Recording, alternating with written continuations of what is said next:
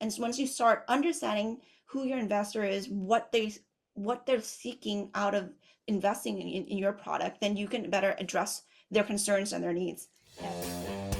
Hello and welcome to Pillars of Wealth Creation, where we talk about creating financial success with a special focus on business and real estate.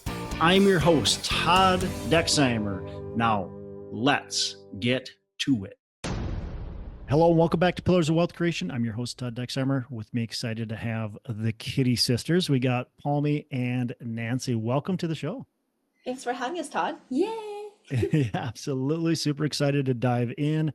A little bit about the Kitti sisters. They are apartment syndicators, entrepreneurs, educators, and they've got $300 million multifamily portfolio. And so they're really doing well in that space.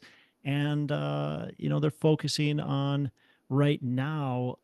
And I want to dive into this right away in the show, but I'll give you guys a little bit of time to give us more of your background. But right now, there's a big focus on what's actually working with raising money. So with that said, why don't you give our listeners a bit more about your background and we'll dive in and have some fun. Awesome. Yeah, take it away. Yes. So we buy and raise money to fund our real estate business and helping our passive investor grow their wealth and creating a lasting legacy. In addition, we help real estate entrepreneurs and general partners in doing the same thing. Now, we didn't always have this business, the investor, the consulting company, the millions in the real estate portfolio. In fact, just a few years ago, we were deeply involved in the fashion industry, believing we were living in our dream career. Yet we quickly learned how replaceable we were overnight when our client decided to shut down all their stores, right? Suddenly, we were left with no security, no plan, no clue about our next step. Ironically, this crisis turned out to be the best thing that ever happens to us. And that's how we enter multifamily apartment investing. So did you own your own fashion business? Yeah. Yes. And you had one main client? We had three Yes. clients. We had But three one clients, big one. but one big one, very Yeah. big. Yeah. Yeah. And they completely changed and that essentially shut you guys down.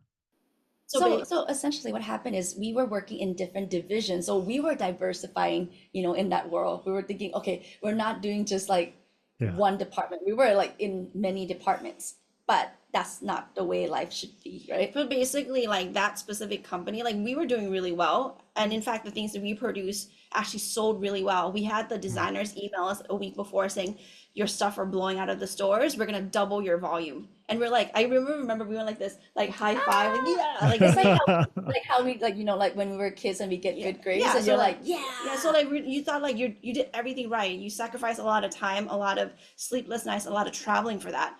And so 2 weeks later, when all of a sudden on the news, we heard that they're shutting down all their retail stores.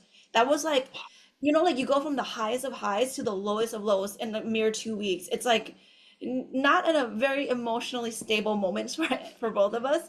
But yeah, so that kind of crisis in many ways happens to a lot of us now. Even if you don't own your own business, even if you're not in fashion, Yeah. corporate world sees at least now like at least 4 times in someone's life, they're gonna have a layoff. They're gonna experience a layoff. Like we have a friend who says every 2 years, Q3 is coming up. We don't know what's gonna happen, right? and he says like every year and a half, every something year, happened. every year, like twice a year, they all get nervous because the company always evaluate, like, Budgets and like what's happening. So like this reality of like, because we've heard friends who say like I got like one of our friends said I was beloved by my colleagues, I was beloved by my customers, I was beloved by my boss, and then I got laid off. It's like that doesn't make sense. That was us, right? So yeah. So it's a Yes, and with just one source of income, you could problem. imagine how it was for us, like nightmarish it was for us. Well, and that just shows you how quickly things can change and how you do need to be prepared because you were literally told just a few weeks prior that, man, you guys are doing great. Your stuff is loved. We're going to increase your sales. And all of a sudden, boom. What year was that? That was 2017. 2017. 7 years ago. When was your first purchase then into Well, when was your first purchase into real estate then? Yeah, So it was August 2019. for 2019. multifamily. So the 2017 happened. We had to lick our wounds for a bit. Then we were like trying to study like, okay, what do we do? What business do we get into? Yeah.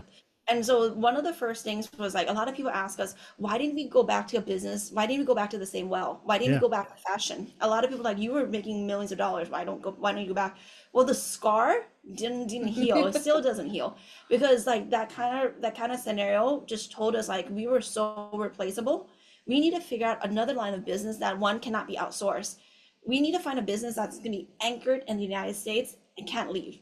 You see Mhm. you're in the Midwest, so you know of all the different factory towns that got shut down and has been shipped overseas or near shore, and it's never coming back. Yeah. And so we don't want to live that reality anymore. We used to Yeah. travel all the time for work, sleepless nights, random hours, like it'll be 3 a.m. in Asia and we're taking calls from customers. Mhm. So multifamily became the most reliable, the most stable thing that also provided this amazing trajectory of growth that we couldn't see anywhere else. So that's why we chose multifamily. Talk about it was a difficult time. I'm sure more difficult than maybe what you're even leading on to, you know. Talk about that, digging out of that and rediscovering and rebelieving in yourself. Cause you had to have felt really good about yourself, especially after you're told like you guys are awesome, right? You're feeling high and it's great. And then the world comes crashing down and you got to figure out how to pick yourself up. So what are, I don't know, maybe some Yeah. lessons learned that through that, adversity that you can teach us? Todd, I like how you're trying to make us go relive those, relive Yeah. those. Yeah. I want to dig up old wounds. Yeah. So here's the thing. The first thing that was extremely important was that we knew that maybe it sounds arrogant, but it's really not. But basically we knew that we can get out of this. We just need to figure out what is the next thing. The other thing is that for us, so the best way to describe this is one of our trips, hiking trips. So we went to Machu Picchu in Peru. Hmm. At some point, no, within the first 15 minutes, and I have video of this, I told her, oh my God, I can't do this. I can't breathe. And I'm that was just tired. like the first. 15 minutes of a 4-day hike, right? But the thing that I feel is one of our superpowers is we don't have like a fail switch. We don't have a quit switch. Yeah. So all we knew was we have to just keep stepping forward and have faith that the skill set and like the all the things that we've built up didn't go away. It's a compounding effect. Like it's not just compound wealth, but it's like compound skills, compound knowledge, compound effort, compound everything. And so it was a matter of time. And to be honest, like it was scary. And the thing that like bothered us the most wasn't the fact that it failed, but was the fact that we weren't prepared for that failure. Mhm. Definitely, like at that time, we were really financial illiterate. We Yeah. didn't know there were different type of incomes. We Mm. always thought, hey, there's only one income is that you trade your time for money. Mm. And then we didn't know there's such thing called passive income. And that's why we're so drawn into like the world of real estate, because that's when we enter into real estate world, we're like, oh yeah, there's two type of income. So you make income, then instead of buying liabilities, that's how we live our life. You're supposed to buy assets, and then you enjoy your liabilities by having your asset pay for those liabilities. We were so shocked that we're like, oh my God, We did this wrong. we did it wrong. Like we could have everything that we wanted, but we just need to invest in asset, right? Like income Yeah. producing asset Yeah. instead of being the asset. And when the customer doesn't want us anymore, we're no longer the asset. Yeah. Yeah. That was like the hardest thing to accept was the fact that we weren't prepared. We're smart, intelligent people. We had a really great business. How was it that we're not prepared for this? How did we not see this coming? And when you're doing well, sometimes you step off the gas and you're like you don't think about the Yeah. day that things can go wrong. And Yeah. I You think put like blinders on a bit. yeah, And yeah, I think here's the thing, like traditional education has taught us to go to school and once you finish school, you just get a good job, right? And for us, that was Have a good business. our fashion business. But so we thought we made it. We didn't know there's more to life than just like go to school and get a job. We thought, oh, this is how life's supposed to be. Yeah, we went to school, we went to college, and we're doing our job. That's it. That's all we have to. Yeah, like that was what we were told. It was the ladder to success, and we did what we were told to do, and then we still got screwed. And so it's like, everything had to change. We had to like, it was basically ripping everything we knew and starting fresh. Like Nan said, okay, now we're going to focus on having multiple streams of income. Now we're going to focus on ways that we can leverage other people, resources, tools to help grow our wealth. We're not going to ever be in a position where someone will be able to decide if we're going to have food or not. I'm being, facetious. We had food, but basically, like, our family, we have an extended family that Nan and I support even to this day. So when we don't eat, they all don't eat. So that just sounds so like dramatic. Dramatic. Yeah, Yes. I mean, it's Yeah. metaphorical. Don't take me Yeah. literally. We have food, but basically, like, it's a real issue because 95% of our income just dropped. So that's kind of like, I think the mindset shift. Like, I feel like we were reborn, after that moment. I don't think like that person. We're not that person. We're 7 years old. We are not that person. If you went back in time, we would be like, not, speaking Yeah, the same so that's language. why we like focus our energy in creating multiple income stream and in creating passive income stream, because no matter what happened in our active income life, or even if we don't want to decide to not work anymore, we know that our We're set. family will be taken care of. And that's why we're so passionate about helping our passive investor creating that lifestyle too, right? I love the story. It's obviously, again, it was a really tough time, and it's a bummer that it happened. But it you have both taken so much out of that time in your life, where if that didn't happen to you, you wouldn't be where you're at today, and it sounds like you're in a much better place, as far as being just set up for the future. So it's the best thing that did happen to you, even though it's maybe tough that that it happened. But you're much better prepared. And I love the tenacity, you believe in yourself. You don't have a fail switch, and you had to figure out, okay, we're good at this, but this isn't what we're going to do. We're not going to run the fashion business. What can we do that's going to create real and long lasting wealth? And that's where you went. And so, kudos to you for doing that, and for having the tenacity to actually get up, pull yourself, scrap everything, right, and totally pivot. And these aren't even close industries. So you completely threw everything out and said, this is where we're going, and we're going to go at it hard. Before we started recording, you talked about, I said, is there anything you enjoy talking about right now? And you said, well, the old way of raising money is just doesn't work anymore. And I agree with you. The old way of raising money is very challenging right now. People are nervous about the economy. Now we got this presidential election going on that, I think people are nervous about. And I think most people are nervous whether Biden wins or Trump wins or some random other person wins that maybe takes Biden's place. Who knows? But I think everybody's nervous about, no matter who wins, what's going to happen, and there's going to be uncertainty. And so there's that plays into the factor. We've got interest rates. We've got all kinds of stuff happening that make investors go, not quite sure what's going on. So the old way is not today's way of raising money. Explain what you mean by that, and let's dive into kind of what works, what you're seeing that works. Yeah, so what we define as the old way would be, hey, number one is maybe go meet people at meetups, right? Like, make connection with people at real estate events, conferences. Yep. Talk to your families and friends who quote unquote have money, and you've been in business for a long time, so like that doesn't actually work. So it's like, Being on endless Zoom calls. One-on-one communication, being on Zoom calls, taking people out to dinner, taking out people to coffee, and trying to like go dip into that old well.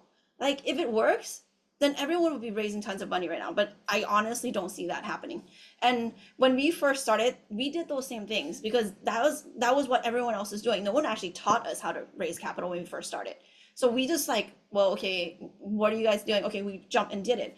But as we started progressing, And we quickly realized that's not gonna last yeah, long. That's not scalable. That's not gonna make us like, have like hundreds and millions of dollars in portfolio. That's like doing like mom and pop style. yeah. So Yeah. as as we started progressing, we number one first, obviously, we started leveraging more technology as we were growing in the business, so that instead of having one to one, it was one to many. And then on top of that, like technology is awesome, and there's CRMs and drip, all those nice things which you need to have, and we think we have a really good robust system for that. But fundamentally, we are in a human to human business. People, how do you create that initial trust factor? Keep in mind that some of these conversations, like we do 506B, which means we have to have pre-existing relationships, but these are newer relationships. It's not like we've had a 10-year relationship. It's not Yeah. like How we're the godmoms of like, their how do kids. we create that instant trust? And how does that trust convert to them sending us $100,000 within, let's say, a month of meeting us? Those are the things that we've, for the past 5.5 years, besides running the apartment business, like honestly, this is what we've done. Like for the 5.5 years, this is what we've obsessed over. Yeah, so when we enter multifamily apartment business, we quickly recognize that behind every successful apartment syndication business is this one skill that Palm just talked about, is the ability to raise money and attract endless investor. And we realize like the old traditional way is not gonna work. It's not scalable and it's not something that we can do like sustainably, right? And if we miss out on this one skill, you're probably going to miss out on all the deals because you can have great deals, amazing deal, but no money, no deal. Yeah. Right. Right. You can't close if you don't have the money. So is there like a favorite number one tool or thing that you do to gain uh, leads?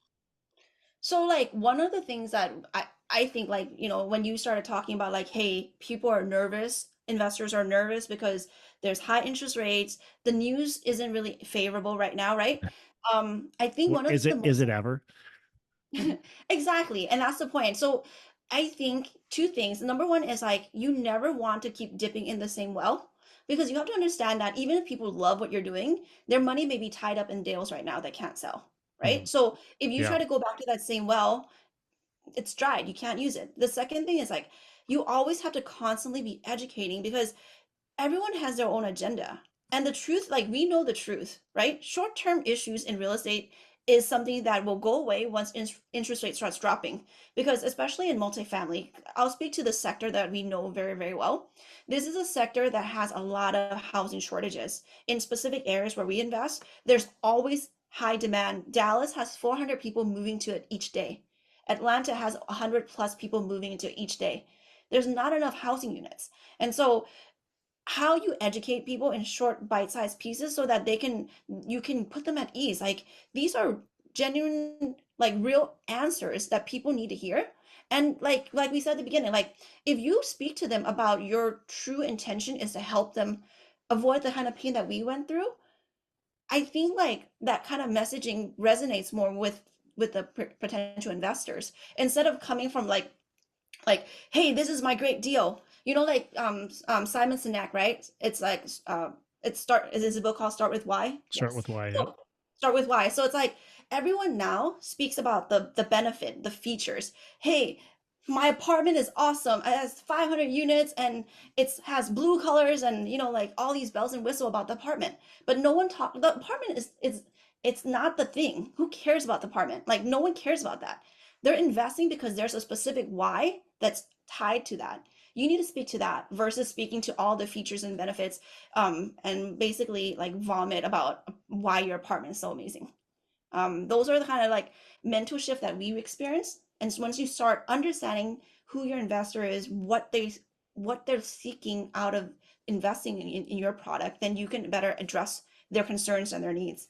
Yeah, so like our type of investors are high net worth individuals. These are the people who are always investing anyway, because once they make money, they're going to be like, I need to do something with it. But how do you know how to find them, how to get in front of them, how to, get them to pull out their wallet and then, wire you money? That's the skill that, you have to hone down. And Mhm. that's what we've been, teaching and then doing consulting for, our clients on how to do that, Yeah. right?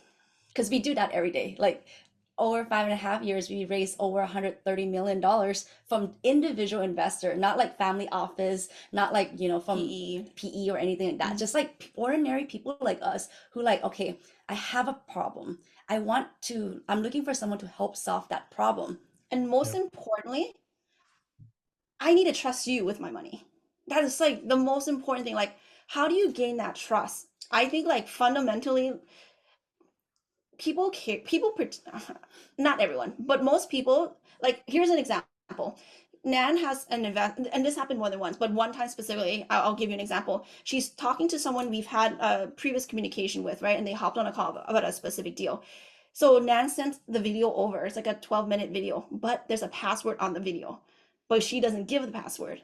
So therefore, they don't, unless they ask for it, won't know if they logged in, right, to check the video. They say, hey, send me the link to the subscription, right? And the subscription link obviously has has the information so they can review it again. But it shows that they didn't, because she already established so much trust with them. They're like, I'm gonna forego that 12-minute video. I'll just scan through the subscription doc and Hmm. just wire this money. Yeah. So like anecdote, like that's one of multiple millions of dollars that keeps happening. And I think the key here is how do you become an authority figure to them, right? Mm, They may know you as, hey, Uncle Todd. They may know you as, like, dentist, like, Sammy, but they may not see you as an investor yet, mm. Yeah. right? So, That's like, huge. becoming an authority figure, becoming Yeah. someone who they can trust, not like they definitely trust you to be, The dentist. the dentist, but they're like, wait, but I don't know if you know money. Like, I don't know, Yeah. like, if that is like you can help me make money. And sometimes some people they may not have interest. So you really need to find like hone down who are your dream clients, how can you get in front of them and how can you like, hey, invite them to your party when you have an investment opportunity and get them to like, oh my God, I'm so excited. Like, I want to wire you 100K, 300K, 500K, like get them to so excited because they believe not just in the deal, but also in you. Mm. Yeah. It's a good point. So if you are a, dentist, like you mentioned, or fashion, Yeah. Yeah, designer. right? Yeah. And you're not telling people what you're doing in this new industry. And you send them a real estate deal, they're gonna be like, "What the heck is this?" Like, I'm not gonna invest in this. Are you trying to sell me some, slick oil, or what? Like, what are you doing here? Like, I don't know you as a real estate person. You're the dentist. Like, So like there's our friend, I'm not gonna say the specific specialty, but he's like yeah, top in the country, like top 10 in the country, maybe five, right? Very, very specialized, very respected. But when he started getting to multifamily, the same people that would come to him for advice, even on investing, right? But when he became a multifamily apartment general partner, they all ghosted him yeah, because one, he didn't know how to speak the language to demonstrate that he's an expert. yeah, Two, they don't believe that he had the requisite skills because necessary to actually do the thing. you never talked about it.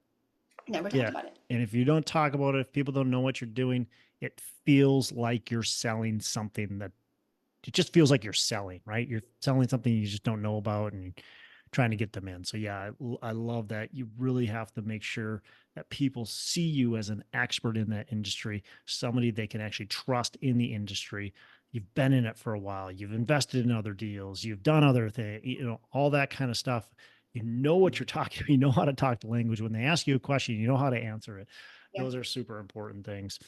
Um, what do you see in today's market? What are you excited about? What are you apprehensive about? What are you seeing happening? So today there's an article that came out that says Jerome Powell was in front of the banking committee. I hope maybe interest rate drop in September. I don't know. That would be very exciting.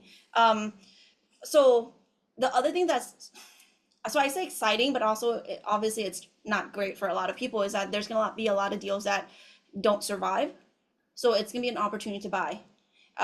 Previously, so there's like what I call the 5 stages of grief in multifamily. So the first one was like, I'll only sell if I can make a 2x return, which is not today. Which we passed. We passed a long time long ago. time ago. Second one was like, I'll do a 1.5x multiple, and that's awesome. Then the third stage is I'll sell at break even. We've already passed that, I believe, for most deals. Then there's a stage where I'll take a small haircut. I think some deals may be in that stage, but I don't think that's the scenario for a lot of people. We know friends who have had foreclosures because they bought into bad deals. And the fifth stage, I think we're in it now, where we're seeing like the 20 to 30% haircut, or if not more. Which Yeah. is an exciting news for people like us, right? Which is sad for the people who are investors in those deals, and I never wish that upon them. But it's exciting for people But it's like exciting us. for potentially reinvigorating this industry, because like we see that multifamily or real estate in general, given enough time, will always increase in value. And Yeah. so it's a matter. So in 2022, at the market high, people were complaining like it's too expensive, can't buy into this. And the awesome thing that has happened is like all the looky-loos, or the like the amateurs or the hobbyists have faded away, because they fall into the same trap as some of the past investors you've mentioned. Now the hardcore, the serious, the people, the professionals are still in the game, who actually see that this is a potential where if we buy a property today for 20 to 30% discount, imagine as value increases over the next 3 to 5 to 6 or 7 years, how much money are we going to make on the back end? Guys, like for those who are new to multifamily, we're not talking like pennies. This is like double, triple, 2, 3 extra investments in a short period of time. It's once it happens, like you're gonna come back to this recording and you're gonna be like, Palm, you were right. And in addition, like how we all love discount. I was just talking to someone like, if an airline say, hey, the business class is on discount right now, like Credit card. like we would just jump in, right? And same thing right now, real estate is at a discount. There are some people who are on the sideline, but that same person would take a discount, if they're like, want to fly private, fly business class, or like travel the world, whatever, right? It's like right now, that's why I said it's an exciting time, because we get to cherry pick like the best deal, the best neighborhood, and then also put together like the best team, because right now is the time to buy.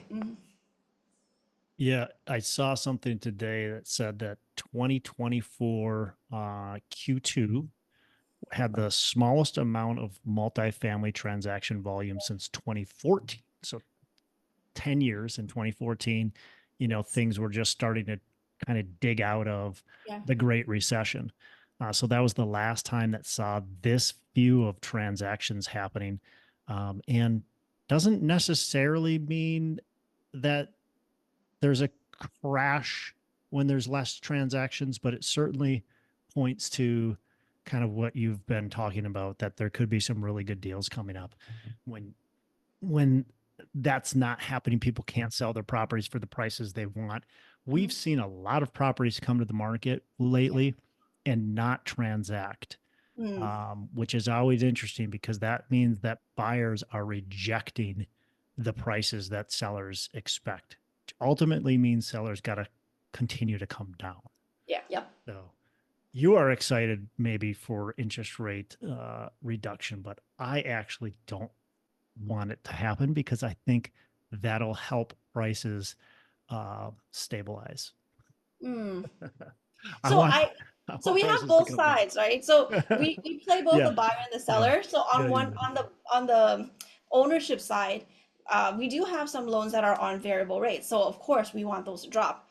On the buy Yep. side, we really don't care. So that was one of the things that we want. See, like this is like back to the education piece. If you realize, if you did just even like a tiny bit under the surface, you'll understand this. It's like when we bought properties in 2022, 23, we were blindsided by the interest rate hikes. We didn't Yeah. know it was coming, right? It's a Right. black swan Nobody did. event. No one knew, right? So of course things are completely screwed up because we didn't know what was happening. Today, even if you don't think it's the bottom, well, I think it's the bottom of the market. Like some people may not, maybe it's, but it's close to the bottom. We can now underwrite or model our financial purchasing based on today's reality, which is probably one of the worst in this next cycle, while actually like, okay, I'll do the reverse. So we're buying at this price, right? Interest rates here, and we're underwriting it here, but interest rates will drop someday within the next year or two. We'll see some drop. So now that margin that we just created Yep. means that's extra profit for us. Yep. And that's why like if you can raise money in today's environment, if you can assume the hey, you buy like fixed debt, or fixed debt sometimes isn't the answer, but if you can buy A good debt. Put a if good you can capital. if you can put the right debt on the right property with the right business plan that matches, like that was the problem, right? 2022 on, the problem is in today's reality, the debt didn't match the asset, didn't match the business plan, 100%. right? So if we already know that today, what's the big deal? It's like, okay, so we went Machu Picchu, we got really tired, right? 4 days, first evening, it was really bad. Fast forward to last May, we went to High Everest Base Camp. 180 is, would that be 180% difference or Yeah. 180-degree difference? We were completely prepared. We had the right gear. We had the right bag. Like first trip, we were carrying so much weight during the We're day. like, we need umbrella, we need like poncho, we need DSLR, it was bad. it was bad. But We need fast forward to Everest Base Camp, it was like the lightest bag we can find, the lightest shoe we can find, the minimum the amount of stuff, small poncho, you know. smallest poncho. So once you know what to expect, the mission is going to be super easy. And so like, don't be scared about multifamily. Be excited. Like, and if you're going to buy, even if it's high, buy it high. You're going to buy it at a price. There's going to be people who can't survive right now, and you're going to Yeah. be some lifeline. Okay, even if you go in and you save them from foreclosure, that's a good thing. Or maybe if they break even, that's a good thing. So I feel like if you go in, we went the other side of the tunnel was like it was darkness. Now we're coming out and we're seeing what exactly it is for what it is. We're gonna be okay buying stuff today. Even if you say like, hey, keep it high, like I'm fine with it being high on the buy side. I don't really care. Well, for us, it's like the cost of money isn't an issue. Yeah. But the unknown that it's going to be high, that's the issue. Yeah. So if we know what Palm said is like, if we know it's high, just, calculate it And make an assume offer price based that on makes that. sense on that. Yep. Yep. Yeah. So it still comes down to the fundamentals, right? The cash flow, uh, the business plan of the property still comes down to the fundamentals. So love that. Awesome. I've got a couple last questions I want to ask. What's a mistake that you've made? And how have you learned from it? And we already talked obviously a lot about some of those, but what's something we haven't talked about and how have Yeah. you learned from it? I think so it's not like a mistake, but it's definitely a lesson that, well, I guess it could be a mistake. So partnership is really important in multifamily apartments. We can't do this by ourselves. There's a lot of components that we're not expert in every single aspect, and so we rely on having great team, not just externally lawyers, property management team, mortgage brokers, but even internally as general partners. The most important lesson that we've seen for ourselves is like picking the right people is so important because in good times everything looks perfect. In today's environment when things are challenging, like having the right partners is the difference between a deal that can thrive, like sustain to thrive, or a deal that's going to go bust. We had a deal that like we sold the deal, and post sale there was some sort of like invoicing mistake, clerical mistake by the property management team, and our partners refused to pay it. But this property management company is also a good friend of ours, like personal friends of ours. So we told our partners we need to pay this. They refused to pay. So we told our friend like, hey, we'll pay for it out of our own pocket. So it wasn't like as bad as a fashion business, but it wasn't awesome. It's almost 100K that we have to pay out of our own pocket, where the business had the money and should pay, but isn't. And I think another mistake is that that we see a lot of people, and we were that way when we first got started, is we waited to have a deal before we start raising capital, Yeah. right? So like, and in multifamily, we don't have like long window to raise capital. We have like around 60 days, and with like maybe one or two extension, like to Another raise 30 days, capital, yeah. right? So for us, like when you wait to have deal to raise capital, that's mean you're too late. Mhm. That's mean Yep. you're scrambling. That mean you're stressing. That's mean you're like piecemealing every single thing together. And that Yep. was like the biggest mistake on our first raise because we think that, oh, we're not qualified to start anything before we have a deal. Yeah. Great. And you're asking at that point in time, you're asking for people to give you money for the deal versus providing that opportunity. And Yeah. you're asking from a point of weakness versus a point of strength. So yeah, big lesson. And I've learned the same thing. Like it's just assuming that the money will come if you've got a good deal. No, Yeah. it's not how it works. No. So, or maybe it does, but yeah, it's a big stressful scramble. So, what's a favorite book? So, in kind of like topic of like, helping us convey the right messages to our investors, I think like Never Split the Difference by Chris Voss is a Mm, good book. Um, it just helps like with the nuance of communication and how you can yeah. become a better listener. I think ultimately in any scenario, real estate or otherwise, like if you have the ability to understand someone's from their point of view, a lot of the issues globally can be solved. It's about not having that empathy Yep. that creates all the chaos that we see today. Love it. Okay. So last question. What are your three pillars of wealth creation? So we have this financial fortress formula that we always teach everyone. Of course, the foundation is important. The top is the asset protection, but the three key pillar is number one is you have to have active income. Active income can be from us like multifamily. It's like, hey, we're buying the Trading properties, we're time for trading money. prime for money, right? Or you can be working your corporate job. Whatever it is, you need to have active income. The second pillar is passive income. That's like our two favorite words. So basically, like as you start accumulating more income in your active, always pay yourself first. That's from the richest man in Babylon. Pay yourself at least 10% of your net earnings before you pay any bills. Put Mm, that into a bucket so that you can passively invest. And ultimately, one day that passive pillar should be way bigger than your active so that you can then decide if you want to continue working. And the third yeah. important pillar, probably the most important pillar for human beings, like I think, is the legacy pillar. The legacy pillar means that not only do you have enough passive income in excess of your own personal needs, but you have set up a system so that yourself, your kids will have that generational wealth. And we always emphasize this because like there's no joy in having wealth and when we die. You want to be able to build a legacy so that this thing that we started building will last 100 years beyond us or more. Yeah, so like I love recently that. we started 100-year legacy movement where we help like, entrepreneurs turn their business profit into a lasting legacy because we're not here to like, oh my God, to have a trust fund baby or anything like that, but we're here to provide that opportunities so that people like us can help, can provide access to their future generations so that they have better opportunities. Mhm.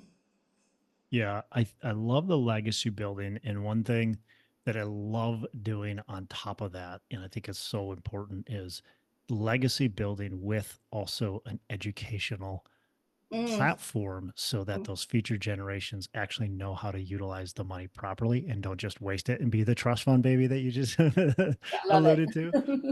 Because if they don't know it, they will waste it quickly Yep, we and see it. the legacy is gone. So if you can bring that education to them, make sure the values are with that generation and the next generation and the next generation, then it can continue for a long time. So and continue to build too, which is really, really cool. That's what we all want, right? It's like Yep, yep. I would love to leave millions of dollars behind and then in 3-4 decades that to become billions of dollars that's left behind for the next generation and the next generation. So love it. Well, Palmy, Nancy, really appreciate it. Appreciate the time you've been able to spend with us. The story is was really cool, and you know it really speaks volumes to the type of people that you are, and just the adversity you went through and how you've came out on top. So uh, appreciate you joining us on the show. Appreciate all the value you've been able to add. How can our listeners get in touch with you? Yeah, so if you guys want to learn more about us or about raising money or anything else, go to jumpstartapartments.com, jumpstartapartments.com. And we are on YouTube, the Kitti Sisters, Kitti, also on Instagram as well, and Facebook. So the Kitti Sisters, if you want us to engage with us on social media, and if you want to learn more about our consulting business, go to jumpstartapartments.com. Love it. Again, really appreciate it. You have a fantastic rest of the day. Thank You you. too. Bye, everyone. Mwah. Hey, thanks so much for listening. I appreciate you being a loyal listener. Say, I would love to have you go on to our Facebook page and subscribe. Give us a thumbs up. Go on to iTunes or wherever you listen and give us a rating and review. Don't forget to subscribe. But your rating and review just helps us push this out to more and more people and continue to grow our audience and hopefully positively affect a ton of people out there that really need this and want this. So the other thing I've got for you is a free ebook on my website. So go on to venturedproperties.com, venturedproperties.com, and download our free ebook on real estate and on syndication. And I've got some data points in there, some really good stuff for you. So I'd love to have you take a look at that. It's free. I'm not expecting anything from it. And also, look, if you want some help in multifamily, want some help learning, growing, getting your business off the ground, I would love to talk to you about what it would look like to work with me potentially and see if that's a good fit. So you can go to coachwithdex.com and check that out, and we can definitely have a call. Thanks a lot for listening. You make it a fantastic rest of the day. I'll catch you on the next episode.